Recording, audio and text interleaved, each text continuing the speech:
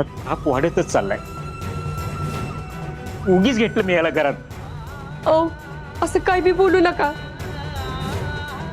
तुझ्यामुळे याला घरात घेतलं मी आणि आता तुझ्यामुळेच मी आता परत अपयशी ठरतोय. मग काय याला मरायला सोडायचं होतं का? हा अहो सावी घरात घेऊन आली तवा कशी अवस्था होती याची. अगं पण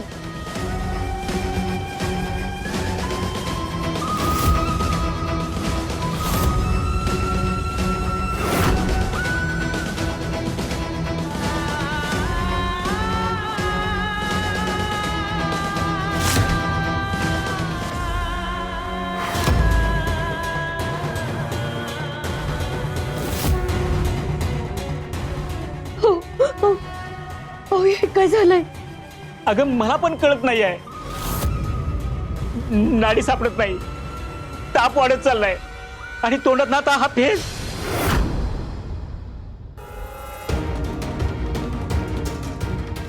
ही चांगली लक्षणे नाही आहेत.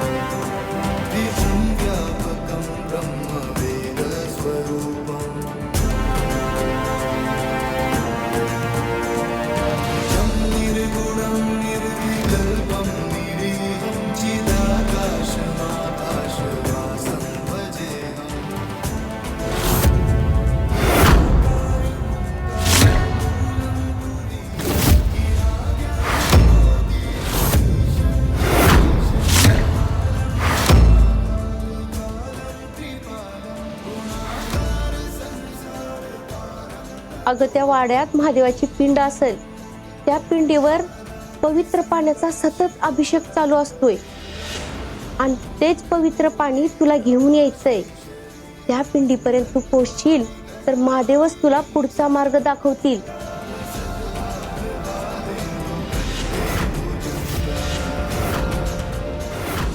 सापडली, महादेवाची पिंड सापडली.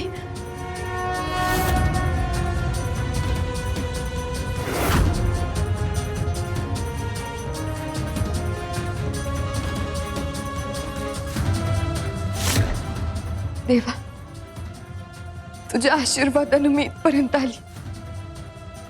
आता या पुढचा मार्ग पण तूच दाखव.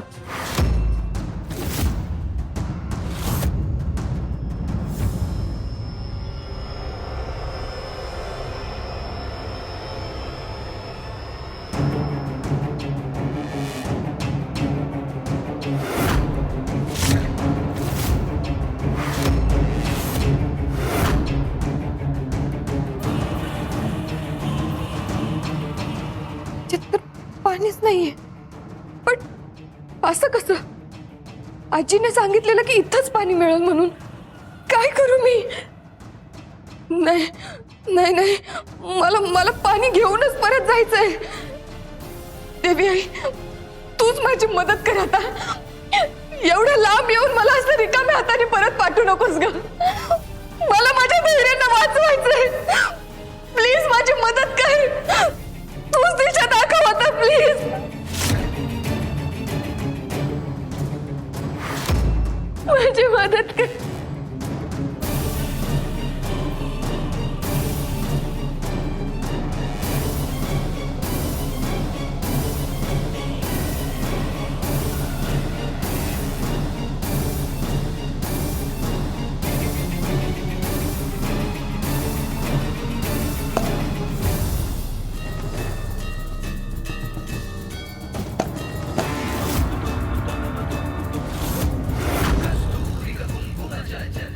इथं इथं काय?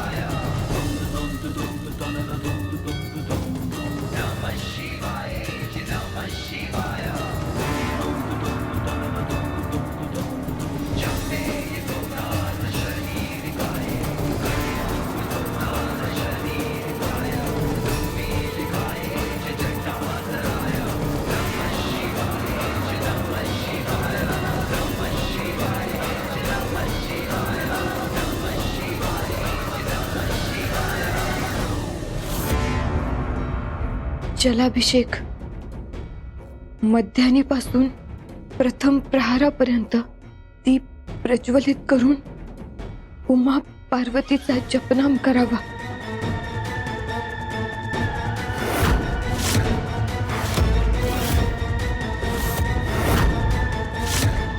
मला ही तपस्या करावीच लागेल. धैर्यांसाठी ते पाणी मिळवावंच लागेल.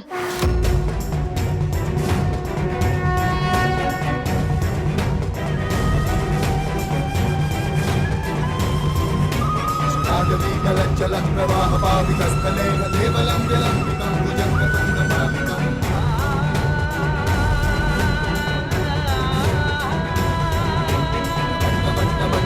वट्टमट्टमट्टमाग्निनाथवादपर्वयं चकार चण्डताण्डवं तनोतु तं शिवा शिवम् नागदाहसंभ्रमं रमालिनीं प्रतीक्षणे विलोलने शिवागराय विराजमानमण्डले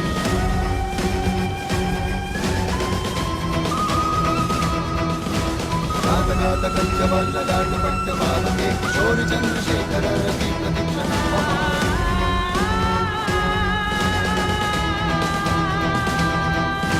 जटाभुजङ्गपिङ्गला स्फुरत्वनामणि प्रभाकरं वकुङ्कुमाग्रवा प्रलिप्तदिग्वधूमुखे